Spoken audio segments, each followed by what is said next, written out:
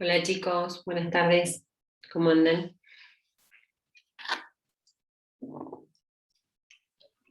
Buenas tardes, profesora.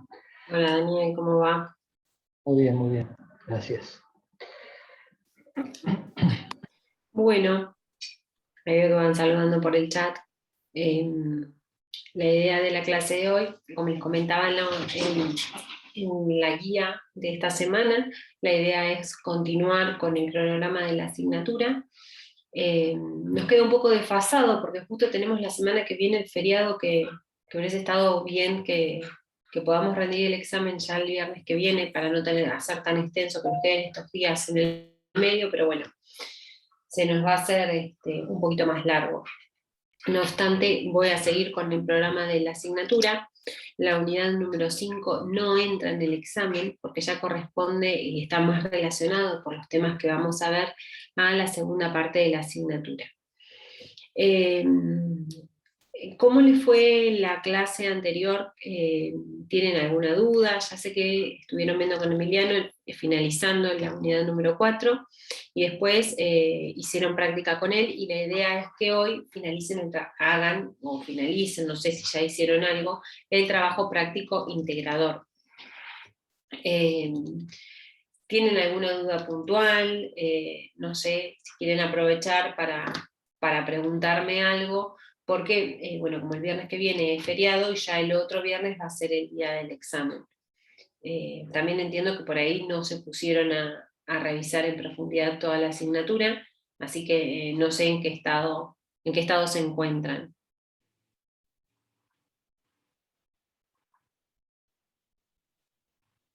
Chicos. El resto nadie tiene micrófono, todos los que están silenciados, nadie tiene micrófono para decir, sí, profe, siga con la unidad 5, no, profe, tengo una duda, algo.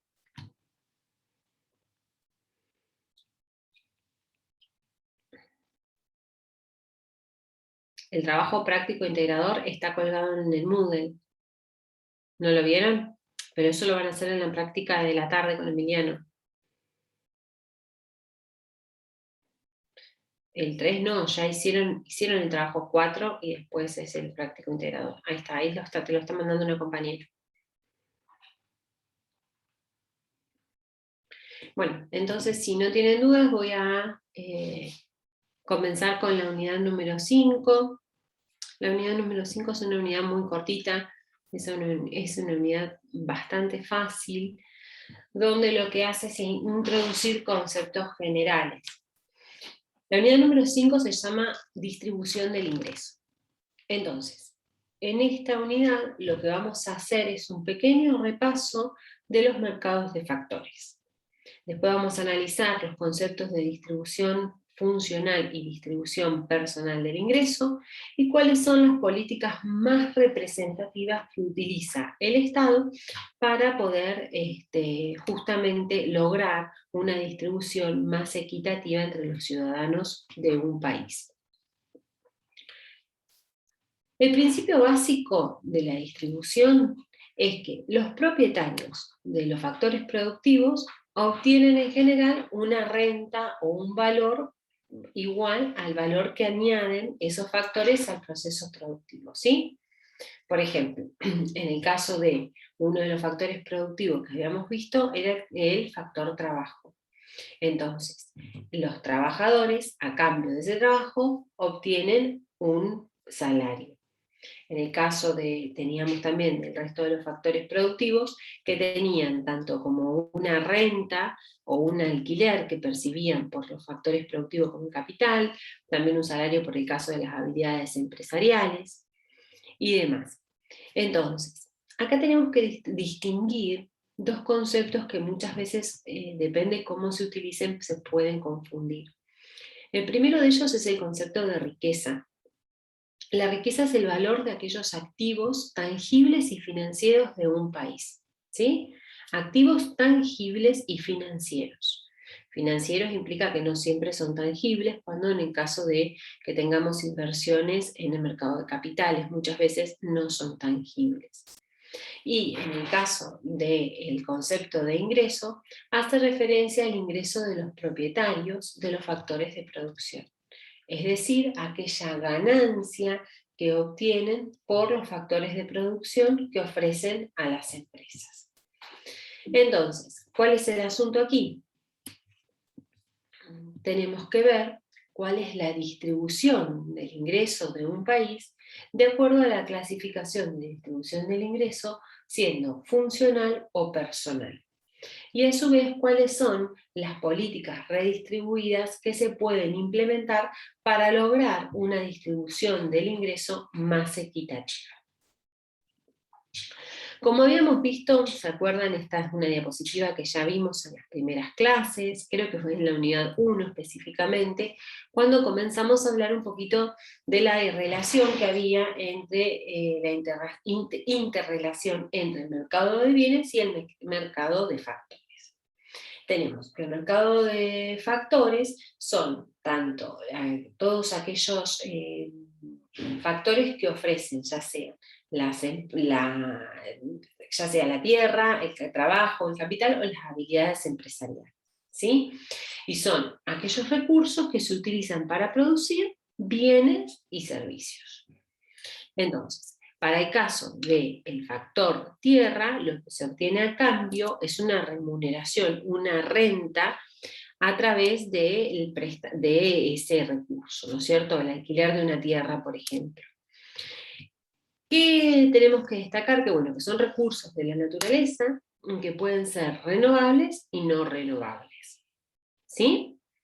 En el caso del salario, es la remuneración que obtienen las personas a cambio del factor trabajo, y dentro de esta remuneración se tiene en cuenta el tiempo y el esfuerzo que las personas dedican a producir esos bienes y servicios, tanto ya sea como el esfuerzo físico como el esfuerzo mental. Las rentas de capital hace referencia al alquiler específico de herramientas, de máquinas, de instrumentos, de edificios necesarios para el proceso productivo, y los beneficios son aquellos, la remuneración, digamos, de las habilidades empresariales, que es el conjunto de recursos humanos que coordina y organiza el resto de los factores productivos, ¿sí? Esta es una diapo que ya la habíamos visto, pero la vamos a retomar para esta primera parte de la unidad número 5, donde analizamos un poquito los factores de producción.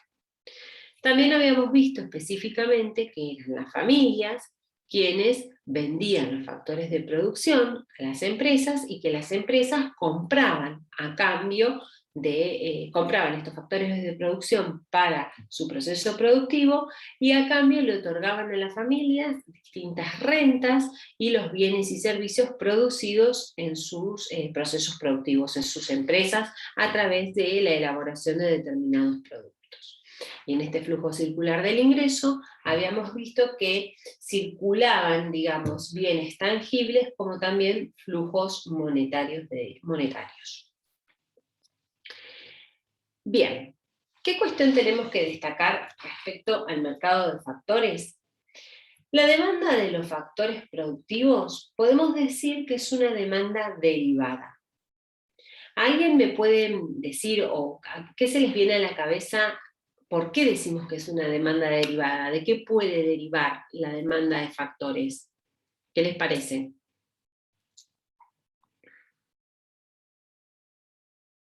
Chicos.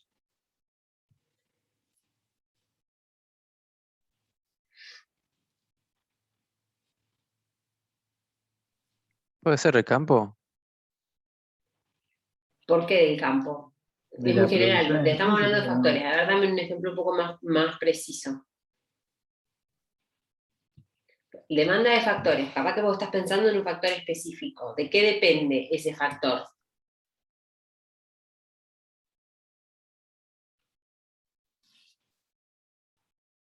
Iván. Ahí la estoy pensando. Que, Porque los dijimos que los factores son como los insumos, digamos, necesarios para el proceso productivo para elaborar bienes y servicios. ¿No es cierto? Entonces, sí, hay dos cuestiones que son muy básicas de por qué dependen esos factores de algo más. Ese algo más, en realidad, es de la demanda final del bien a la cual van a formar parte. ¿no es cierto? Si es un bien muy demandado, se va a derivar en que se traslade una mayor demanda para ese insumo, para ese factor que necesito para elaborar el bien tan demandado, ¿no es cierto?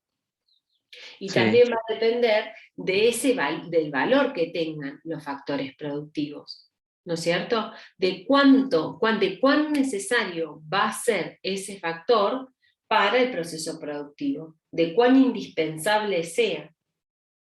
Porque recuerden también de que habíamos hablado de que existían bienes que podían ser complementarios o sustitutos, ¿sí? Entonces, el hecho de que sea un bien muy demandado y se traslade a que, por ende, haya una mayor demanda del factor necesario para el proceso productivo de este bien final, también va a depender de cuál es el peso que tiene ese insumo en el proceso productivo y de la cercanía que tenga de bienes sustitutos o de bienes complementarios, dependiendo del tipo de bien que estemos hablando. ¿Sí? Entonces, siempre que hablamos del mercado de factores, decimos que la demanda de estos factores es una demanda derivada, porque depende de algo más esa demanda, no solamente de oferta y demanda del propio bien, ¿sí? Sino que va a formar parte de un proceso productivo. Vamos a ver específicamente, con un poquito más de detalle que el resto de los factores, el caso del mercado de trabajo. Decimos que la demanda de trabajo está representada o constituida por la cantidad de personas que están dispuestas a contratar empresas, a contratar personas, por las empresas, digamos, estaba leyendo y pensando a la vez, a contratar personas a determinados niveles de salario, ¿sí? Entonces, todas esas personas que van a ser contratadas por las empresas a un determinado precio, que ese precio va a estar dado por el salario. También habíamos visto en las clases anteriores de que una empresa va a poder seguir contratando trabajadores siempre y cuando el producto marginal de cada trabajador sea positivo, por más que sea decreciente. ¿Recuerden eso? Que en el corto plazo, muchas veces, de acuerdo a cómo es la función de producción de una empresa, opera la ley de rendimientos marginales decrecientes. Es del corto, porque en el corto plazo solamente podemos variar uno de los factores. Y el factor que podemos variar es el factor trabajo. El factor capital permanece fijo. Entonces, la cantidad de trabajadores que va a contratar una empresa va a ser aquella hasta que el producto marginal de cada trabajador sea nulo. Ya luego de cuando el producto marginal empieza a ser negativo, no contrata más. Pero a su vez, eso va a coincidir de que el producto marginal tiene que ser mayor al costo marginal. ¿Por qué? Si no estaría teniendo pérdidas. Porque si lo que le agrega, el valor agregado de tener un trabajador más a la empresa, tiene que ser mayor a lo que le cuesta a la empresa tener ese trabajador. ¿Sí? Entonces, eso estaría genial en la teoría, pero eso, en realidad, depende del salario, de la productividad y del precio de los bienes. Entonces, el mercado de factores tiene un funcionamiento que es mucho más complejo que el mercado de bienes y servicios finales, ¿sí? Porque estamos hablando de una demanda derivada. Entonces, seguimos. Si analizamos el lado de la oferta, podemos decir que por el lado de la demanda dijimos que eran la cantidad de personas que las empresas iban a contratar, ¿sí? A un determinado precio. Ahora, la oferta de trabajo va a estar dada por la cantidad de personas que están dispuestas a trabajar a esos precios. Y esos precios son los salarios, ¿sí? Entonces, ¿de qué va a depender la oferta de trabajo? Del salario y del tamaño de la población. Y ahí yo puse una sigla que es PEA. PEA significa población económicamente activa. ¿Sí? Todos estos conceptos, en realidad acá puse solamente la PEA, pero en la unidad número 6 vamos a desarrollar todos estos conceptos con los que trabaja el INDEC. El INDEC, ustedes saben que es el Instituto Nacional de Censos y Estadísticas de Argentina, donde lo que hace es, bueno, ir compilando información de forma desagregada, digamos, de acuerdo a determinados grupos sectoriales, ¿no es cierto? Y de acuerdo a determinadas poblaciones objetivos. ¿Por qué es importante tener en cuenta el tamaño de la PEA al momento de hablar de la oferta de trabajo? Porque la PEA, que es la población económicamente activa, está compuesta por las personas que aportan su trabajo, ¿no es cierto? Ya sea que lo consigan o no, sino que son aquellas que estarían dispuestos a producir los bienes y servicios. ¿Sí? O sea, que estén desempleados, no estén desempleados o no, es otra cuestión. Pero la económicamente activa incluye a todas esas personas que están dispuestas a aportar su trabajo para producir bienes y servicios, ¿sí? En un determinado periodo de referencia. Así es como lo define el INDEC. Entonces, en función a cómo sea el tamaño de la población, un determinado porcentaje seguramente va a estar dado por la oferta de trabajo para determinados rubros. Entonces, ¿qué podemos decir en el mercado de trabajo? Bueno, que justamente este mercado tiene un efecto muy particular respecto a cómo es la curva de oferta del mercado de trabajo. ¿Y por qué? Bueno, justamente porque aquí operan dos efectos contrapuestos. Dos efectos contrapuestos cuando aumenta el salario. Y ahora vamos a ver qué son esos efectos contrapuestos. Uno es el efecto ingreso. Nosotros, si nos imaginábamos una curva de oferta del mercado de bienes y servicios, ¿qué decimos? Que si aumenta el precio del bien, aumenta la cantidad ofrecida del bien. Por eso hablábamos siempre que tiene una pendiente positiva, ¿no es cierto? Recuerdan que teníamos que a medida que aumenta el precio, aumenta la cantidad, entonces vamos uniendo los puntos de forma que se traza en general una línea o una curva con pendiente positiva. Más es más, digamos, ¿no? Aumento del salario, aumenta la cantidad de horas trabajadas debido al aumento en el nivel de ingreso. Ahora, yo les hago una pregunta. Si a ustedes les aumentan el ingreso, ¿ustedes están dispuestos a trabajar más?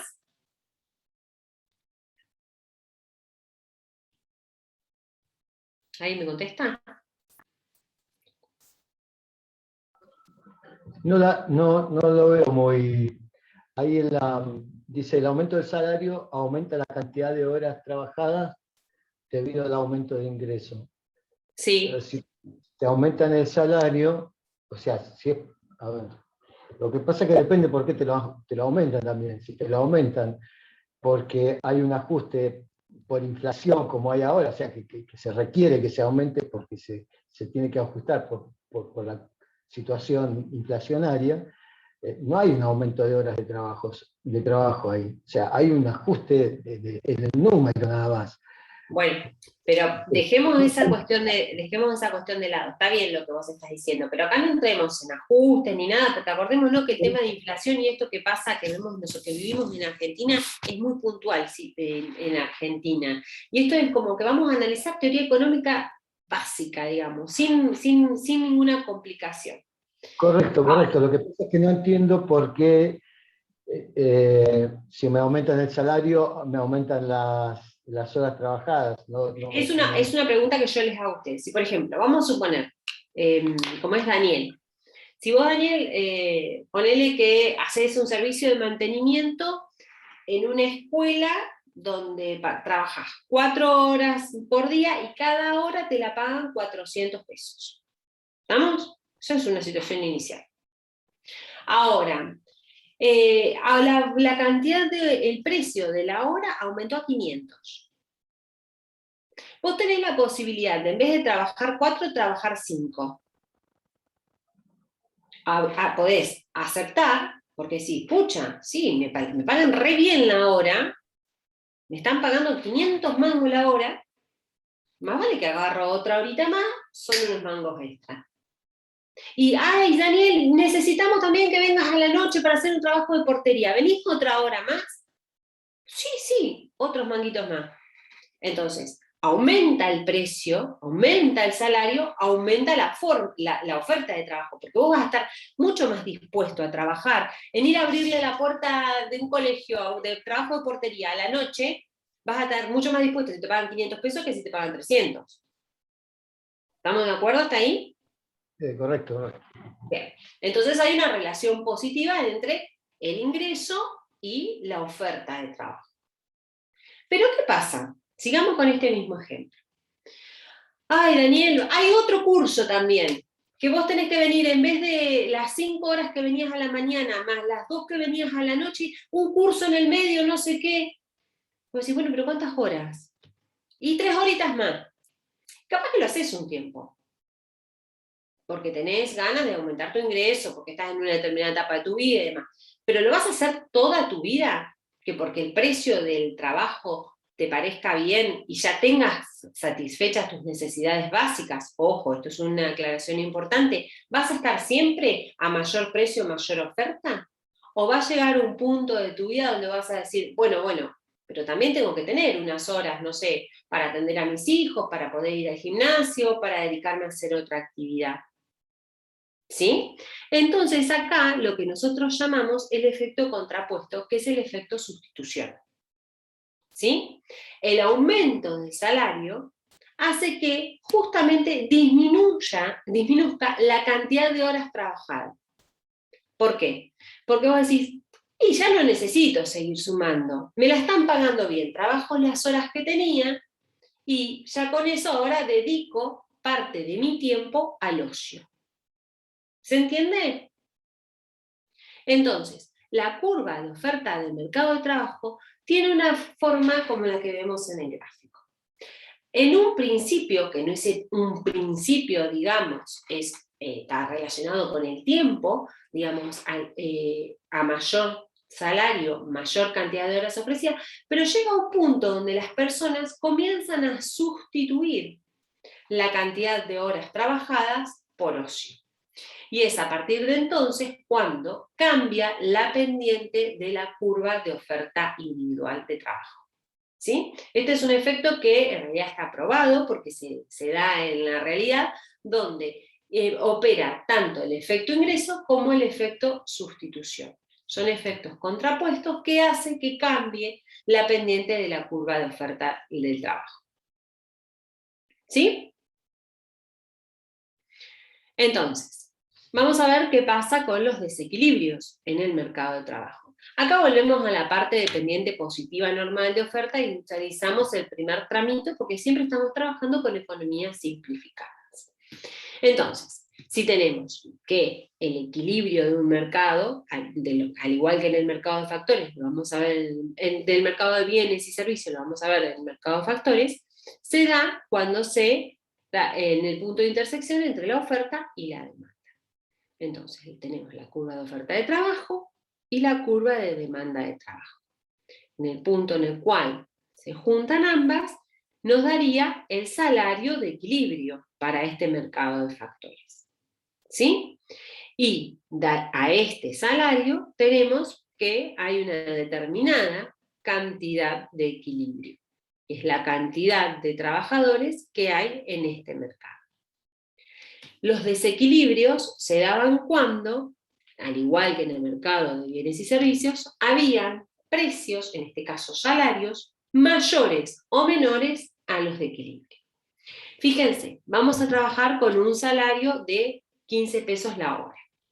Si el salario es de 15 pesos la hora, podemos observar que hay mucha más oferta que demanda, porque la gente quiere trabajar más a este precio. Hay un excedente de personas que quieren trabajar, por ende hay desempleo. ¿Sí? Sin embargo, si trabajamos con un salario de 4 pesos la hora, fíjense que muchas empresas quisieran contratar a trabajadores por 4 pesos, pero muy pocas personas están dispuestas a ofrecerse a ese nivel de salario. Por lo tanto, hay escasez en el mercado de trabajo. ¿Sí? El proceso de ajuste se da de la misma forma que lo vimos en la unidad anterior. ¿sí? Esto lleva a que por las fuerzas del mercado se llegue a un equilibrio que se da cuando el salario es de 8 en este ejemplo. ¿Estamos? Entonces, de acuerdo a lo que vimos recién y a lo que estuvieron viendo en las últimas clases, ¿pueden decir que el mercado de trabajo es un mercado de competencia perfecta?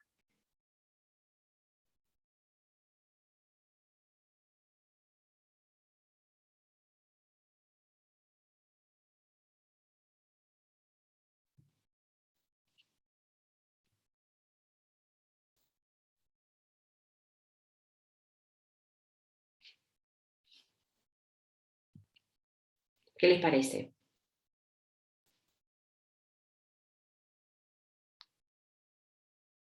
Bueno, un mercado de competencia perfecta tiene un montón de características que no se condicionan con las mismas del mercado de trabajo. Por lo tanto, el mercado de trabajo no es un mercado de competencia perfecta, justamente porque todos los trabajadores son distintos, los bienes y los servicios que se ofrecen, o sea, la prestación es diferente, no son homogéneos.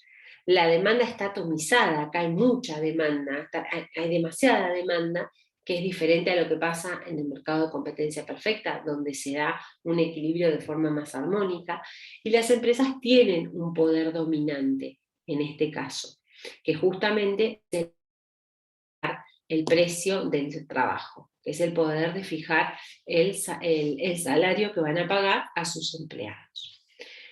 Por supuesto de que todas estas características que estoy diciendo acá, de que hacen que el mercado de trabajo no sea un mercado de competencia perfecta, no son totalmente determinantes, y ahora vamos a ver, ahora o en un ratito, justamente el hecho del poder de las empresas al momento de fijar los salarios. Pero ahora lo vamos a ver en un ratito.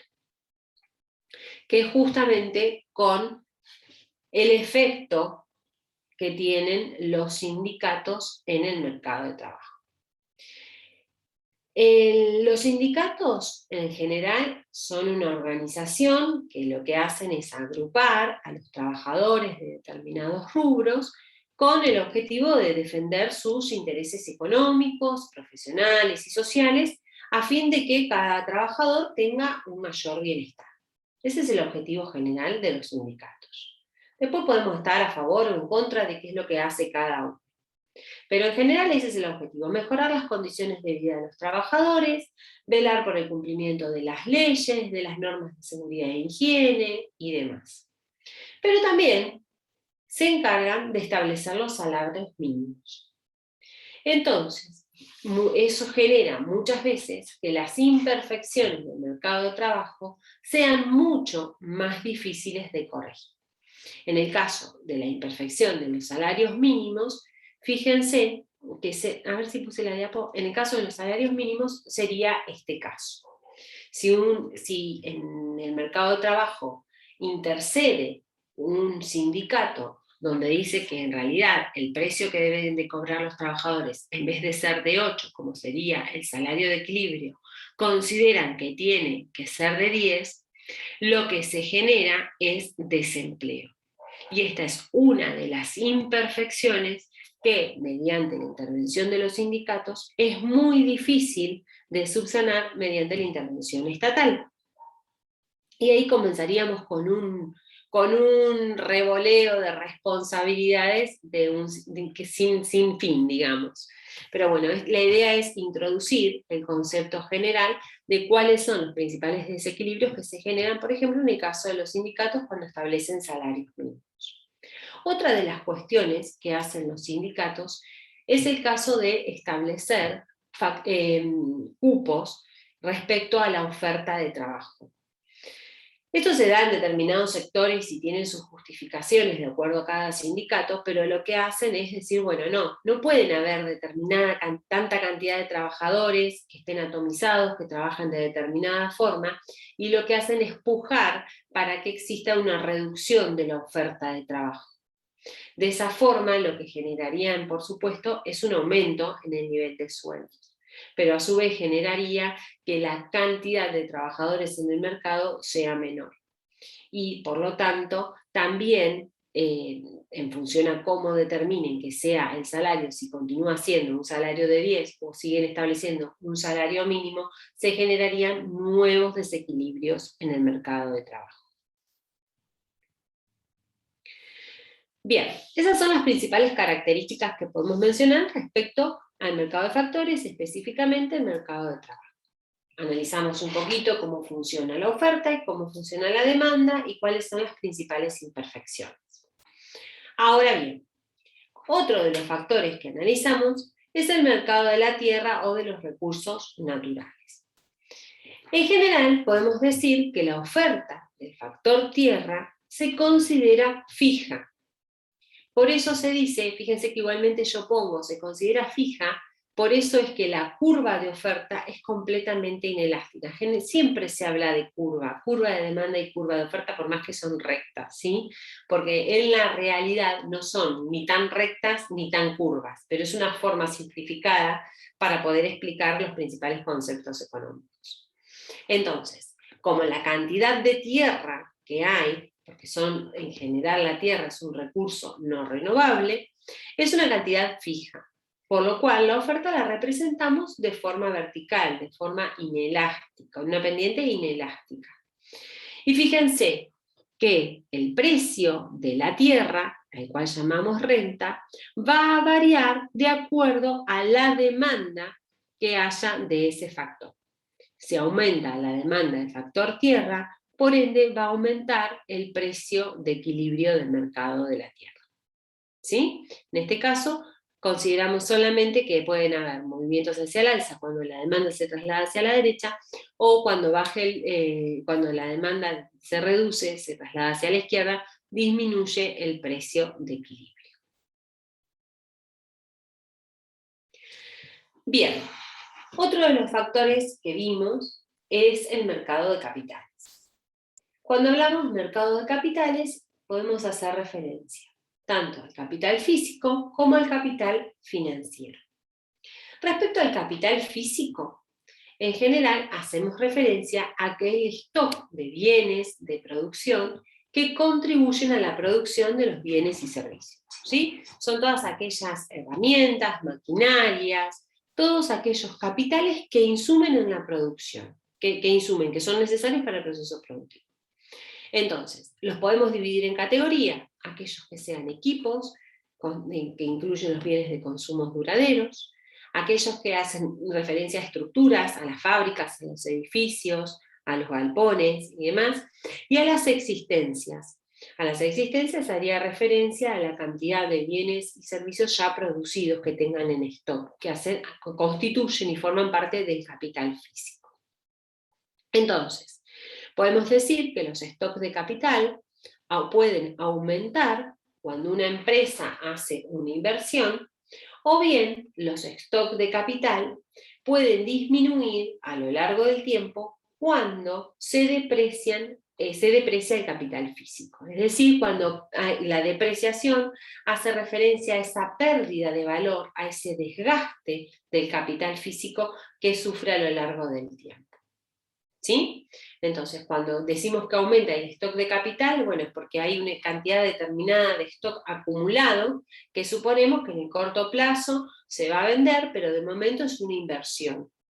¿Sí? Pero si existe un determinado plazo en el cual ya comienza a transformarse ese bien o ese servicio, empieza a desgastarse ese bien y por lo tanto se incurre en una depreciación de los bienes.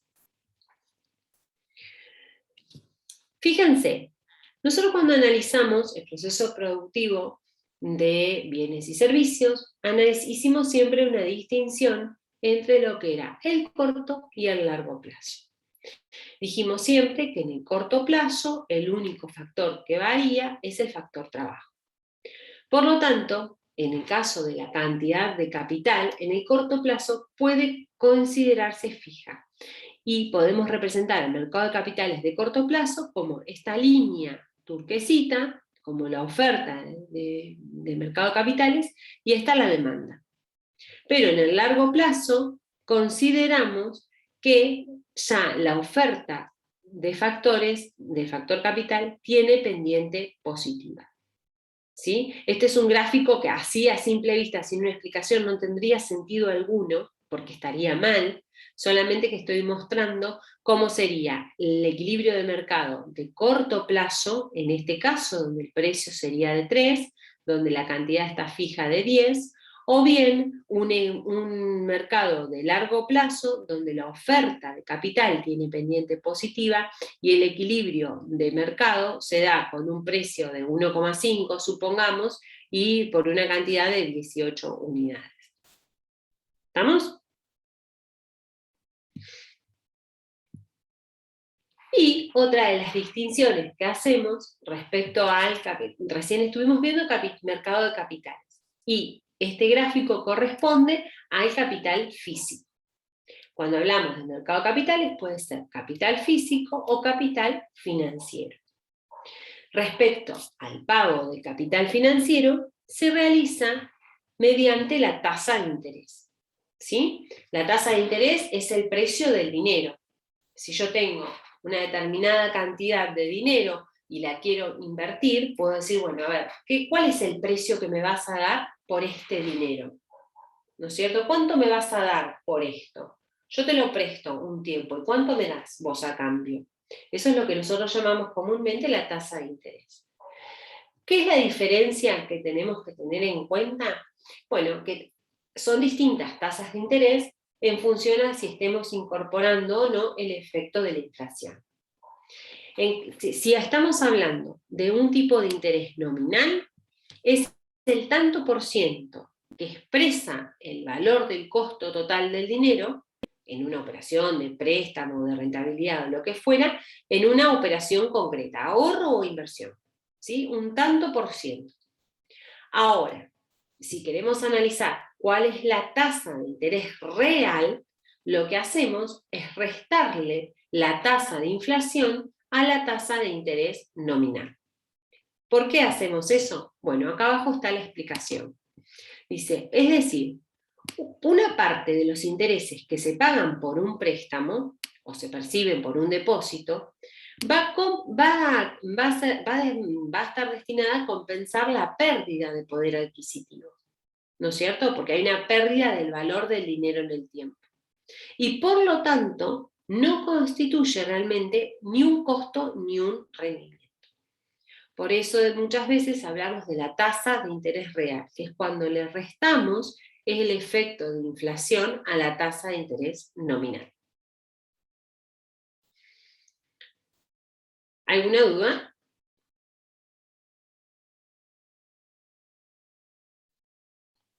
No, pero Bueno, con esta pequeña descripción de estos tres mercados, terminamos la primera parte de la unidad número 5, que hace referencia a la descripción de los mercados de factores. Bueno, acá me faltaba una diapo, perdón, que está relacionado con lo que vimos recién del mercado de capitales financiero, que en realidad la oferta de capital financiero provienen del ahorro, que en realidad es cuando yo pongo en el banco, podríamos decir, una determinada suma de dinero, y la demanda va a depender de la tasa de interés, del precio del dinero y del rendimiento que se espera obtener. La demanda puede pensarse como por parte de cuando una persona va a solicitar un préstamo al banco, va a depender que lo tome o no de cuánto le va a costar después devolver ese dinero, porque va a tener que devolver el capital financiero que pidió más el precio de haberlo prestado, ¿sí? Y en general, cuando uno va a depositar dinero en un plazo fijo para un ahorro o demás, lo que tiene en cuenta también es la tasa de interés la cual le van a pagar. Entonces, muchas veces el concepto de autofinanciación tiene en cuenta el concepto del costo de oportunidad. Bueno, ¿cuál es el costo de oportunidad? ¿Me conviene o no ingresar al mercado de capitales? ¿Y de qué va a depender? Justamente de cómo sean las tasas de interés. ¿Sí? De lo mismo estaríamos hablando en el caso de solicitar un préstamo o no. De cuán rentable es la inversión para la cual solicito un préstamo, cuánto me va a generar a mí esa inversión y cuánto le voy a tener que pagar al banco por haberme endeudado para una determinada inversión. ¿Sí? Entonces estas son cuestiones que hay que tener en cuenta al momento de analizar específicamente el mercado de capitales financiero.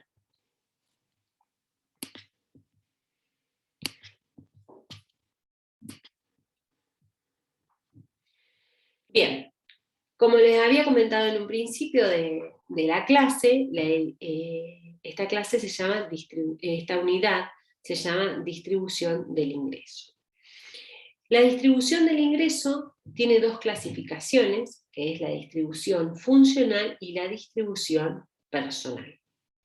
La distribución o el ingreso, en realidad el ingreso de un país o de una familia, es el ingreso que reciben los propietarios de los factores de producción en una determinada economía. Es decir, la retribución que obtienen a cambio del trabajo, del capital y de la tierra. ¿Sí?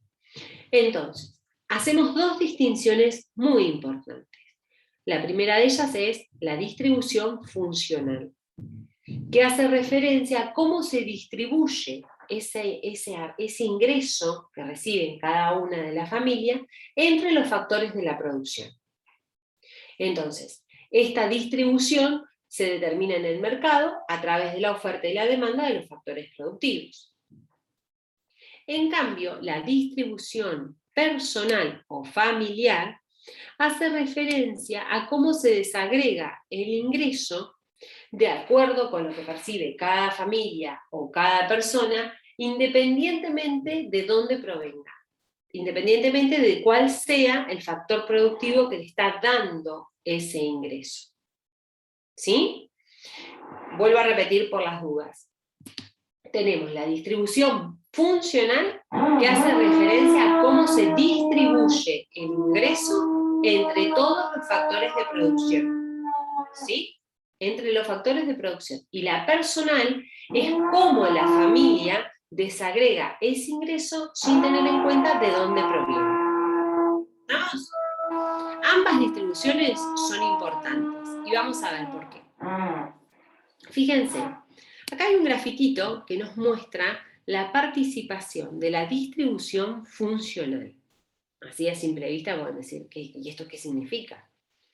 Fíjense que acá es un gráfico que en realidad desde el año 2011 o 2012 que presentó en un informe de la CEPAL, y lo estuve buscando a ver si estaba más actualizado y no lo logré encontrar, pero sí que me gusta ponerlo para este caso porque nos muestra justamente la participación salarial en el Producto Bruto Interno a costo de factores o precios básicos, que es una forma de medirla, en cada una de las economías.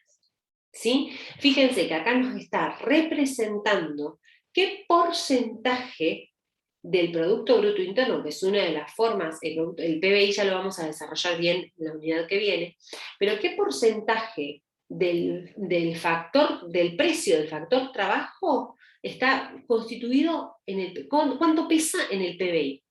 ¿Sí? Y acá lo vemos en términos comparativos en cada uno de estos países. Fíjense que es muy, muy loco, ¿no es cierto?, lo que nos pasa acá en Argentina. Primero que todo, a diferencia, si bien todos tienen una tendencia un tanto oscilante, en el caso de Argentina es tremendo, y miren, quiero destacar algo que se nota en el 1983, la caída de la participación del salario, que fue acá en el 83 y en el 89, que son dos puntos impresionantes, el 89 con la hiperinflación, de la caída real del salario y por ende la participación salarial en el PBI. ¿Sí? Entonces, justamente con la distribución funcional lo que hacemos es analizar la participación de cada uno de los factores en el ingreso.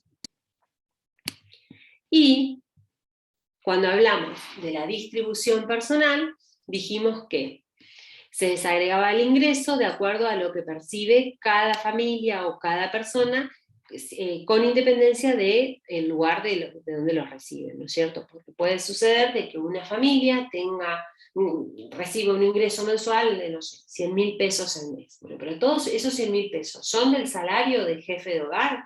Bueno, no. 50.000 representan el salario del jefe de hogar, 25.000 de un alquiler de un localcito, y los otros 25 de un invento, de, no sé, transferencias, bueno, acá, transferencias del gobierno, que son un subsidio también que recibe, una transferencia de los beneficios que tiene por becas a la escuela de los chicos. ¿Sí? Entonces, de esa forma, independientemente de cómo se esté desagregado, constituyen el total del ingreso personal de una familia. Ahora, ¿cuál es el ingreso personal disponible? Y bueno, es el ingreso personal menos los impuestos. Podríamos decir los gastos, pero los gastos serían muy distintos dependiendo del tipo de familia que estemos hablando. Vamos a suponer menos los impuestos, que es la definición general. Y la riqueza hace referencia al valor de todos los bienes tangibles o financieros que tengan las personas. Entonces, vamos a ver cómo se relacionan todos estos conceptos. Fíjense, si tenemos en cuenta, fíjense, acá tenemos una producción de un bien o servicio. La distribución funcional va a estar dada por, perdón, me pica el ojo. La distribución funcional va a estar dada por el pago de cada uno de los factores productivos que interceden en el proceso productivo. Estos factores productivos tenemos el salario, los alquileres, los beneficios y demás. ¿Cómo se forma la distribución personal? Bueno, la distribución personal es lo que reciben cada uno de los hogares. En realidad, ¿de dónde reciben? Bueno, del pago de los distintos factores. ¿Sí? Los distintos factores que forman parte del proceso productivo. ¿Estamos?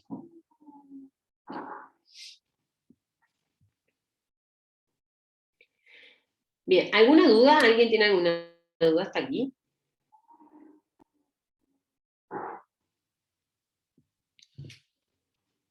¿Vamos bien?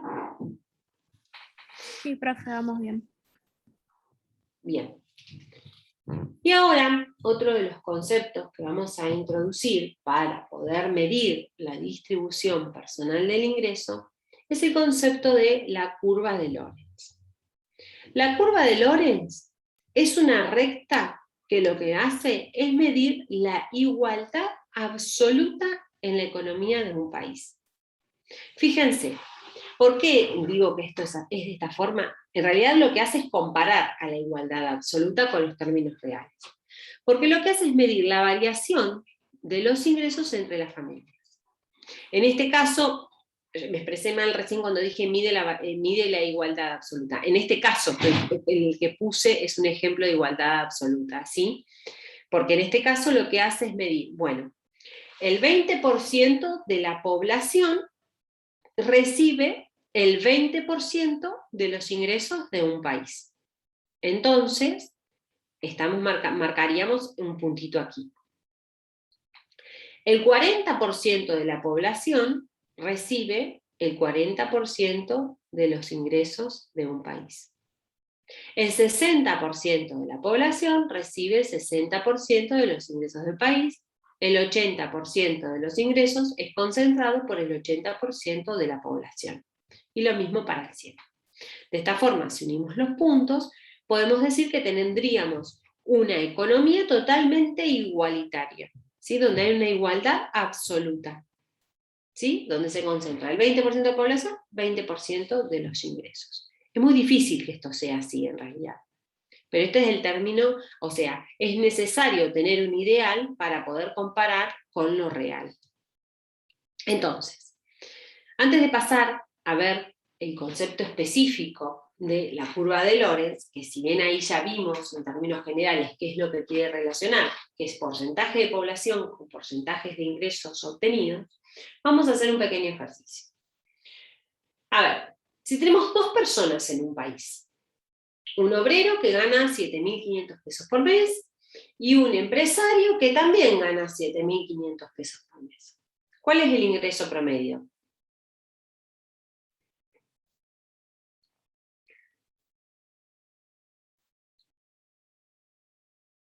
7.500.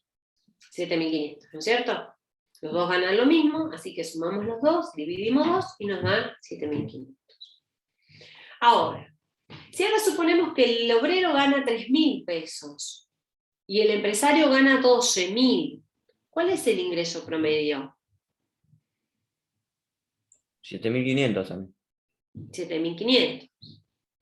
Entonces, si suponemos que estas son dos economías distintas, ¿podemos decir que existe una distribución equitativa del ingreso en esta economía?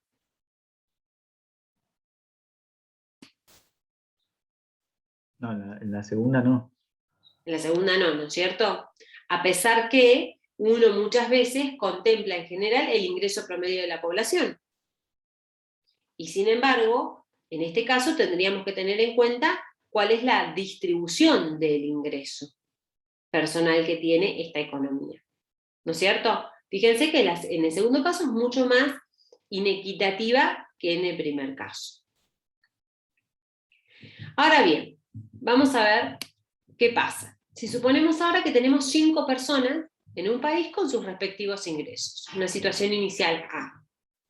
Tenemos un empleado de comercio, un obrero, un comerciante, empleado público y un empresario, donde cada uno ganan 10.000 pesos, por lo tanto, la producción, el ingreso total de la economía es de 50.000 pesos. Como vemos que cada uno de estas personas cobran lo mismo, y justamente son 5, podríamos decir que la participación en los ingresos, perdón, puse otra idea porque ya se me fue acá abajo esto, pero quiero marcar esto. La participación de los ingresos sería del 20%, ¿no es cierto? El empleado de comercios tiene el 20% de los ingresos, el obrero el 20%, el comerciante el 20%, empleado público otros 20% y el empresario otros 20%. Por lo tanto, si tendríamos que realizar la curva de Lorenz, lo que hacemos es analizar, realizar la suma acumulativa de cada una de las personas que integran la economía. Fíjense, el primer 20% cobra 10.000 pesos. 20% de la población cobra 10.000 pesos, que es el 20% del ingreso, porque no nos olvidemos que teníamos un promedio de 10.000. ¿Estamos? El otro 20% ya empieza a ser el acumulativo, 20 más 20. El 40% de la población percibe el 40% del ingreso de la economía. Ahora, teníamos 40 más estos 20, 60. El 60% de la población concentra el 60% del ingreso. Y así sucesivamente, de forma tal que vemos que en esta situación inicial es totalmente equitativa. Ahora bien, en esta situación B tenemos a las mismas personas que integran una economía representativa, el empleado de comercio, obrero, comerciante, empleado público y empresario, con distintos niveles de ingreso. Fíjense, entonces, tenemos la participación de las personas, que sigue siendo de un 20%, cada una, porque hay una de cada tipo de empleo, y tenemos que la suma, el total de los ingresos de esta economía, siguen siendo 50.000 pesos, pero están distribuidos de otra forma, no están totalmente distribuidos de la misma forma que la situación. Entonces, ¿cuál es la participación de los ingresos para cada trabajador? Bueno, tenemos que el total son 50.000 pesos, representaría el 100%. ¿Cuánto nos representan? 4.000 pesos para el caso de los empleados de comercio, el 8%. ¿Sí? ¿Cuánto nos representan? 5.000 pesos para el caso de los obreros respecto a 50.000, que sería el 100%, el 10%. ¿Sí? Y así sucesivamente. 7.000 pesos que cobran los comerciantes es lo mismo que el 14% para el caso de esta economía, considerando que siempre el 100% de la población, de los ingresos, está dado por este total. Entonces, esta es la participación en los ingresos que tenemos. Y acá hacemos la suma acumulativa. Entonces, si ahora tuviéramos que graficar la curva de Lorenz, fíjense que lo que seguimos haciendo es relacionar la cantidad de personas, estos porcentajes con la cantidad de personas, con el ingreso que reciben esos porcentajes. ¿Sí?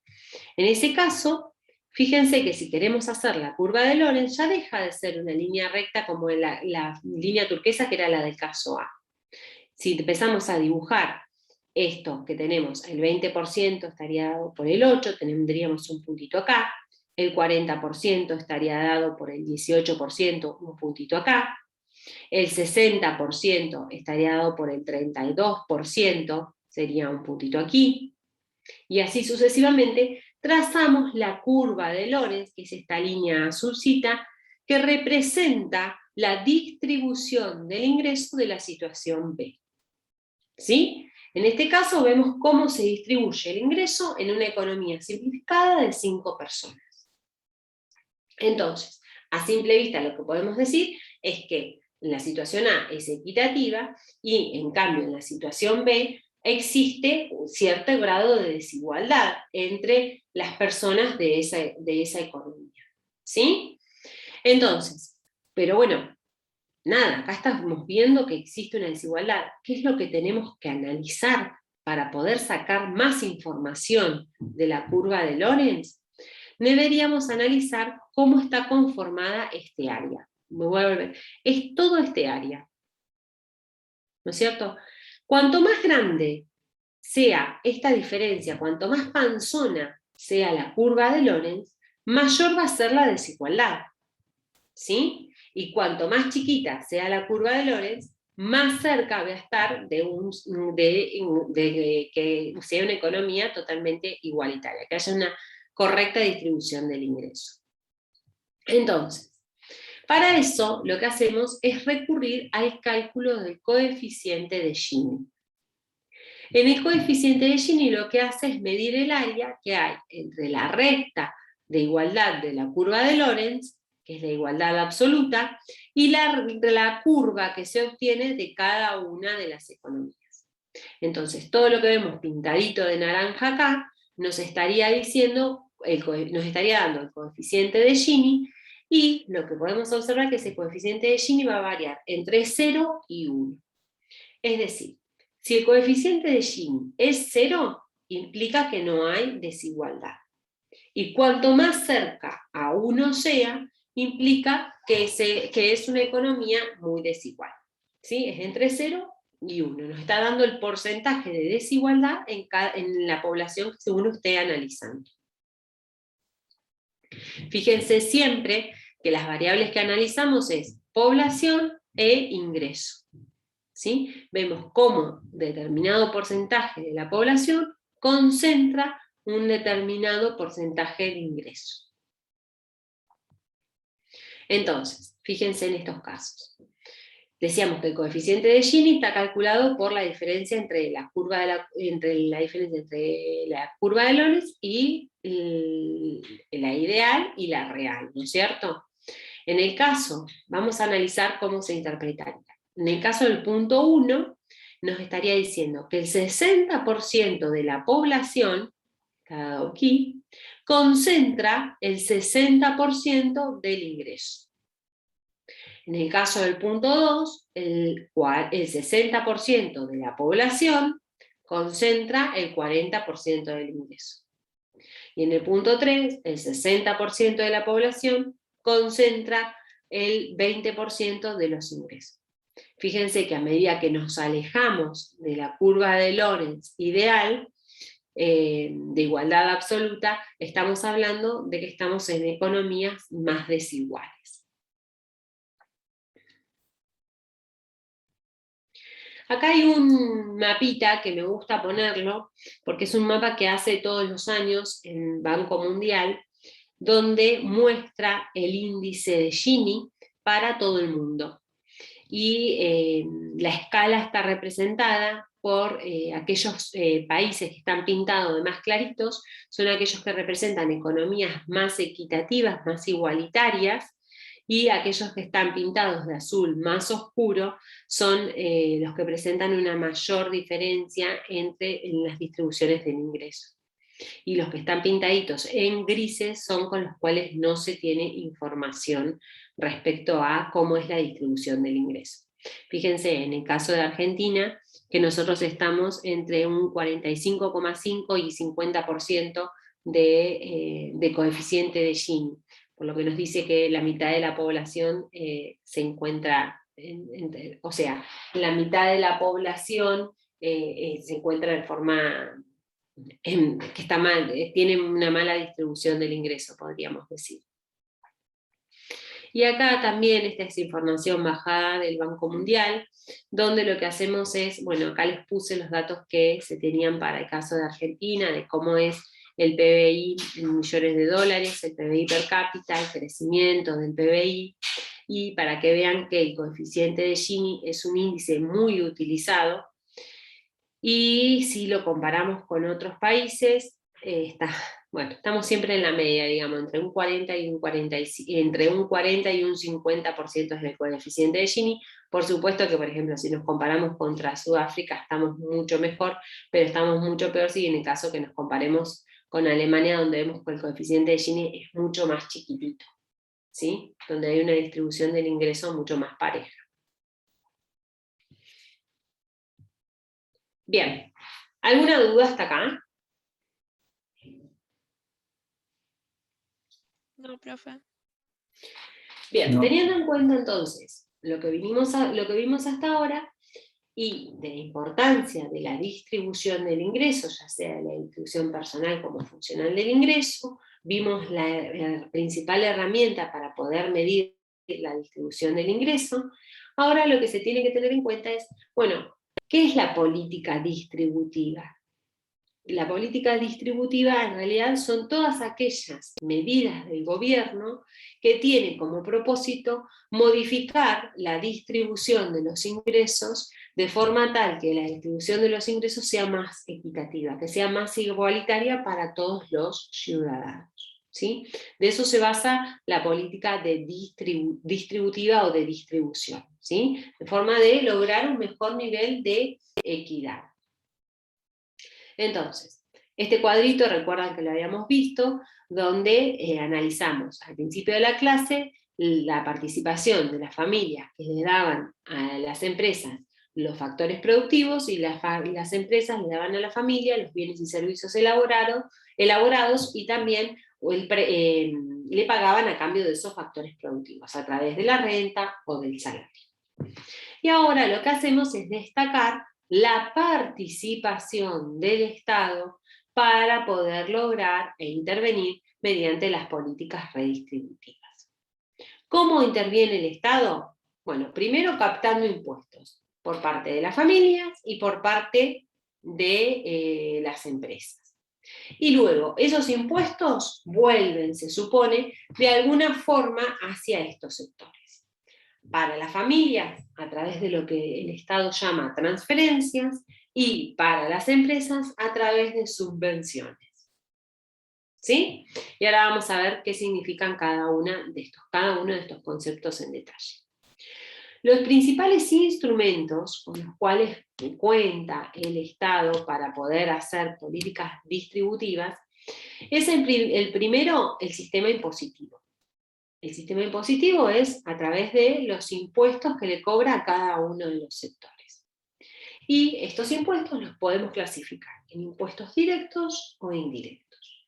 Un ejemplo de impuestos directos, pero que no son distributivos, es el caso del IVA. ¿Qué pasa con el IVA? Es un impuesto que se le cobra de un tanto por ciento a los bienes y servicios. Pero se les cobra el mismo porcentaje a todas las personas. No es que se les cobra distinto IVA a las personas de ingresos altos que a las de ingresos bajos.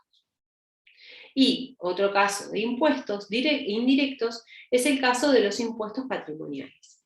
En el caso de que sería el impuesto a cuando las personas tienen determinada cantidad de propiedades y patrimonios, empiezan a pagarle al Estado una determinada suma por tener tanto capital. Entonces, acá lo hacemos de forma súper resumida, es decir, de forma tal de poder mencionar cuáles son las principales herramientas con las que cuenta el Estado mediante el sistema impositivo para aplicar políticas de distribución. ¿Sí? Otra de las cuestiones son los gastos de transferencia.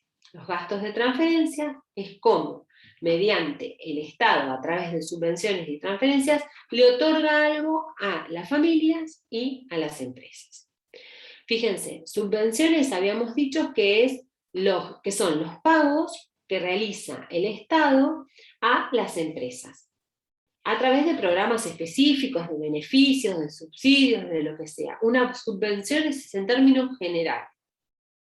Recuerdo que vos me habías preguntado, Daniel, en la primera o segunda clase, la diferencia entre subvención y subsidio, y es muy fina la diferencia.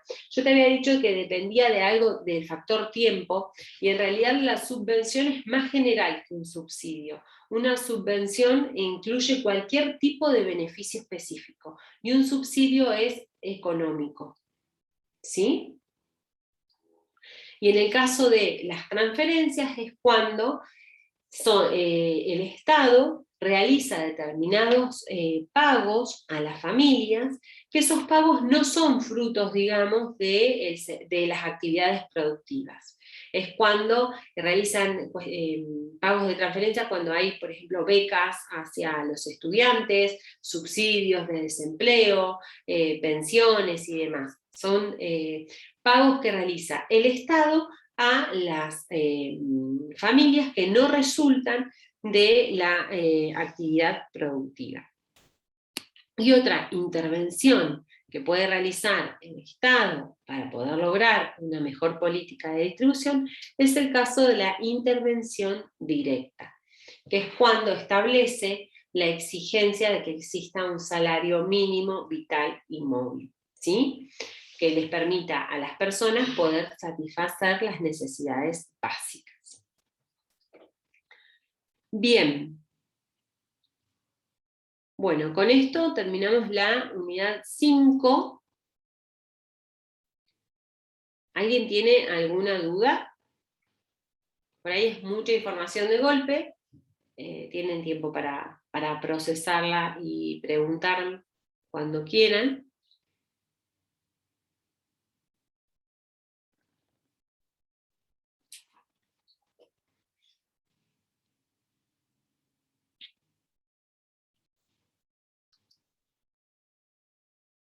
Bueno, con esto la teoría de la unidad 5 es cortita. Van a ver que en el documento de trabajo ya está puesto en el Moodle, creo que es un documento de, no sé si llega a 30 páginas, y en las diapositivas se trató de compilar la información más importante para esta unidad.